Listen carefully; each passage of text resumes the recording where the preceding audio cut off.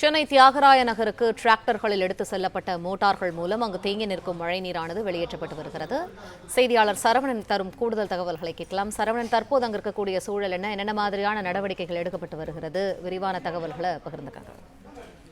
பருவமழைக்கு முன்னரே சென்னை மாநகராட்சி பல்வேறு முன்னேற்பாடுகளை செய்தது. அதுல முக்கியமாக தாழ்வான பகுதிகளில் தண்ணீர் தேங்கி நிற்கக்கூடிய பகுதியில் அடையாளம் காணப்பட்ட பகுதிகளில் டிராக்டர்கள் மூலமாக அதுல மோட்டார்களை பொருத்தி அதன் மூலமாக தண்ணீரை வெளியேற்றக்கூடிய பணிகளை மேற்கொண்டு வந்தார்கள். தற்பொழுதும் கூட இது போன்ற தாழ்வான பகுதியில் இது போன்ற டிராக்டர்கள் மூலம் அந்த மோட்டார்களை பொருத்தி தண்ணீரை வெளியேற்றக்கூடிய நடவடிக்கை நடைபெறுகிறது. சென்னை தியாகராய நகர்ல கிரி ரோடு, அதே போன்று வடக்கு உஸ்மான் சாலை, அபிபுல்லா சாலை போன்ற பகுதிகளில் தேங்கி இருக்கக்கூடிய மழைநீர் மோட்டார் மூலமாகத்தான் வெளியேற்றப்படுகிறது. இதற்காக டிராக்டர்கள் விழுப்புரம், செங்கல்பட்டு, காஞ்சிபுரம், திருவள்ளூர் போன்ற மாவட்டங்களிலிருந்து, வெளி மாவட்டங்களிலிருந்து இந்த டிராக்டர்களை தின வாடகைக்கு கொண்டு வந்திருக்கிறார்கள். ஒரு 100க்கும் மேற்பட்ட டிராக்டர்கள் சென்னை மாநகராட்சி மூலம் கொண்டு மண்டல வாரியாக பிரித்து அனுப்பப்பட்டிருப்பதாக அதிகாரிகள் தெரிவித்திருக்கிறார்கள்.